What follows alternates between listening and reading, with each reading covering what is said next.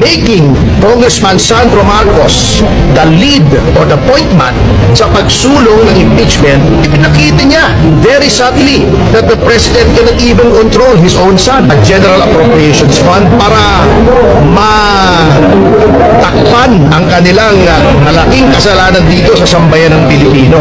Para sa halip na ito pag-usapan, ang pag-usapan siyempre yung impeachment sa inaakala nilang malaking storya. At alam niyo ba, ang tingin ko dyan, kahit pa paano ay isang master stroke yan ni Speaker Romualdez. Bakit ko sinasabi?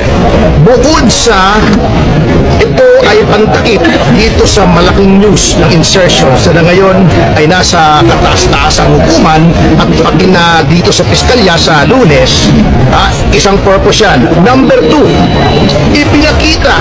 pinapakita dyan ni Speaker Romualdez na the President is not in control. He is the one in control. Bakit?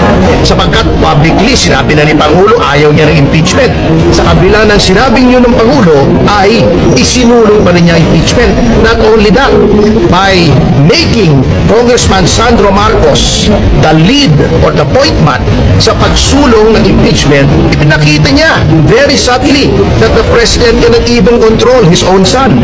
Diba? Number 3, pinapakita niya sa Iglesia ni Cristo na para bang ibig niya sabihin, hindi ko kayo kailangan. Kahit mag-rally kayo laban sa impeachment, yung kahit nakakuha kayo ng 2 milyon nationwide na mag-rally against impeachment, hindi namin pakikinggan yan, hindi namin kayo kailangan sapagkat yung 241 billion namin ay mas maraming mabibiling boto kaysa sa boto ng Iglesia as a block.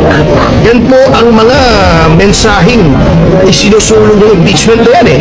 At number 4, dry run po ito. Sapagkat kung hindi man matutuloy impeachment etong kongreso ito because of lack of material time, pwede ulit itong ilitin after the 1-year moratorium at pinakita ni Speaker na siya ay may super majority na anytime kaya niyang ipa-impeach si Vice President Sara Duterte, and indirectly pinapakita niya that he can hold the President hostage. Why? Because siya mismo kaya niyang ipa-impeach pati ang Presidente.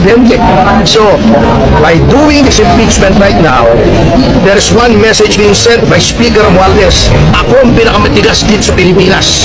Kaya ko kayo na.